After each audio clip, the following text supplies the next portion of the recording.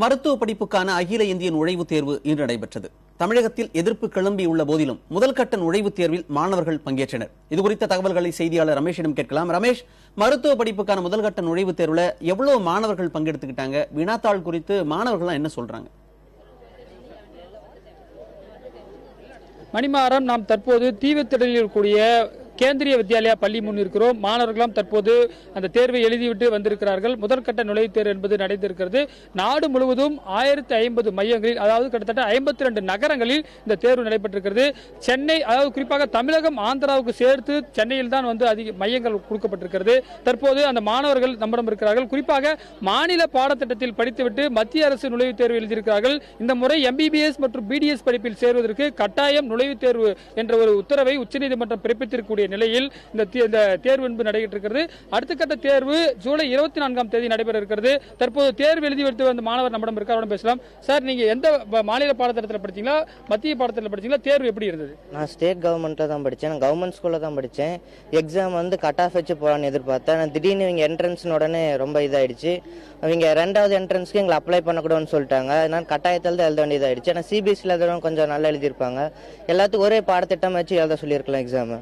நீங்க எழுதிருக்கீங்க. நீங்க எங்க இருந்து வந்திருக்கீங்க? நீங்க மாநில பாடத்திட்டத்தில் படிச்சீங்களா, மத்திய பாடத்திட்டத்தில் படிச்சீங்களா? நான் மாநில பாடத்திட்டத்தில் தான் படித்தேன். நான் நாமக்கல்ல படித்தேன்.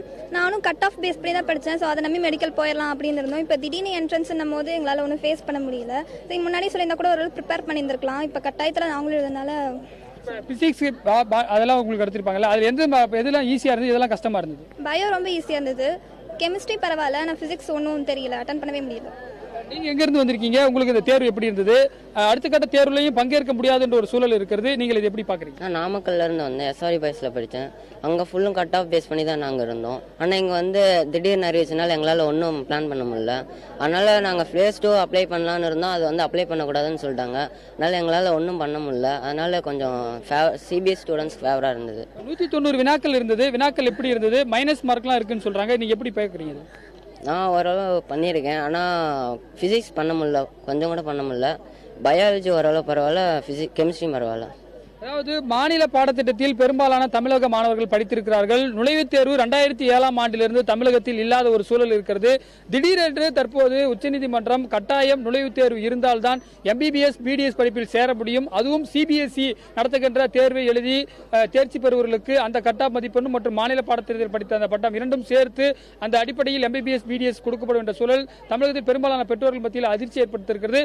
மாணவர்களும் தற்பொழுது இந்த கடினமாக இருக்குது என்று சொல்லியிருக்கிறார்கள். மீண்டும் 24ஆம் தேதி, ஜூலை 24ஆம் தேதி இனிமேல் விண்ணப்பித்து எழுத வேண்டிய ஒரு சூழல் இருக்கிறது. ஏற்கனவே எழுதியவர்கள் எழுத முடியாத ஒரு சூழல் போன்ற பல்வேறு குழப்பங்கள் இந்த தேர்வில் இருப்பதாக மாணவர்கள் பெற்றோர்கள் தரப்பில் நம்மால் பார்க்க முடிகிறது. மணிமாறன்.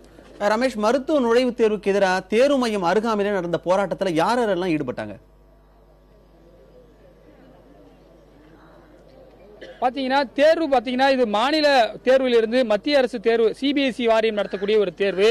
இதற்கும் மாநில அரசு நடத்தக்கூடிய தேர்வுக்கும் பல்வேறு வித்தியாசங்கள் இருக்கிறது. இந்த தேர்வுக்கு அரை மணி நேரத்திற்கு முன்பாகவே வந்துவிட வேண்டும். குறிப்பாக எந்தவித பொருட்களையும் அவர்கள் எடுத்துச் செல்ல முடியாது. குறிப்பாக பெண்கள் தோடு அணிவக்கூடாது, அந்த கிளிப்பிங் போடக்கூடாது, பல்வேறு கால் செயின் போடக்கூடாது உள்ளிட்ட பல்வேறு விதிமுறைகள் இருந்தது. ஏற்கனவே இதெல்லாம் விதிமுறைகள் வகுக்கப்பட்டிருந்தாலும் பெரும்பாலான மாணவர்கள் தமிழக அரசு தேர்வு எழுதுவார்கள். குறிப்பாக TNPSC இது போன்ற எக்ஸாம் எழுதுறவங்களுக்கு அரை மணி நேரம், அதாவது 10 மணிக்கு எக்ஸாம்னா 10:30 வரலும் கூட போய் எழுத வேண்டிய சூழலாம் இருந்தது.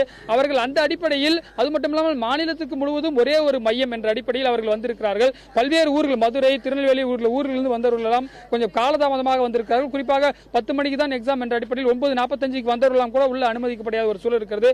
ஆனால் அவர்களுடைய தேர்வு நடத்துபவர்களை தொடர்பு கொண்டு கேட்டபொழுது இவையெல்லாம் ஏற்கனவே நாங்கள் சொன்னதுதான், 9:30 மணிக்கு வந்தாக வேண்டும், இது போன்ற பல்வேறு விதிகள் இருக்கிறது, அந்த அடிப்படையில் நாங்கள் உள்ளே அனுமதிக்கவில்லை என்று சொல்கிறார்கள். மாணவர்களை கேட்கும் பொழுது இது ஒரே ஒரு மையம், பல்வேறு ஊர்களிலிருந்து வந்திருக்கிறோம், எங்களுக்கு மாநில அரசு திட்டத்தில் நாங்கள் தேர்வு எழுதுகிறோம், சரிவர படிக்கவில்லை என்ற ஒரு பிரச்சனையும் இருக்கிறது. இது போன்ற பல்வேறு மாற்று கருத்துக்கள் இருப்பதையும் நம்மால் பார்க்க முடிகிறது. இன்றைக்கு நாம் இருக்கக்கூடிய மையத்தில் கூட 10 மாணவிகள் தேர்வு எழுதாமல் திரும்பி சென்றிருக்கிறார்கள். அவர்கள் 9:45க்கு வந்திருக்கிறார்கள். 10 மணிக்கு தான் தேர்வு, ஒரு 1/4 மணி நேரம் முன்னாடி போயிடலாம் அப்படின்ற அடிப்படையில் வந்திருக்கிறார்கள். ஆனால் அவர்களுக்கும் அந்த அனுமதி என்பது மறுக்கப்பட்டதை அடுத்து பெற்றோர்களும் மாணவர்களும் இங்கிருந்து போராட்டம் நடத்தியிருக்கிறார்கள். இதில் இன்னொரு பிரச்சனை என்னன்னா, இந்த எக்ஸாம் யாரெல்லாம் வரவில்லையோ அவர்கள் அடுத்த எக்ஸாம்லையும் எழுத முடியாது. ஜூலை மாதம் 24ஆம் தேதி நடக்கக்கூடிய தேர்விலும் எழுத முடியாத ஒரு சூழல் இருப்பதால் அந்த எழுதாத மாணவர்கள் மத்தியில் ஒரு பெரும் அதிருப்தி இருந்ததை நம்மால் பார்க்க முடிந்தது. மணிமாறன். அகில இந்திய மருத்துவ நுழைவுத் தேர்வு சம்பந்தமான உங்கள் பல்வேறு தகவல்களுக்கு நன்றி ரமேஷ்.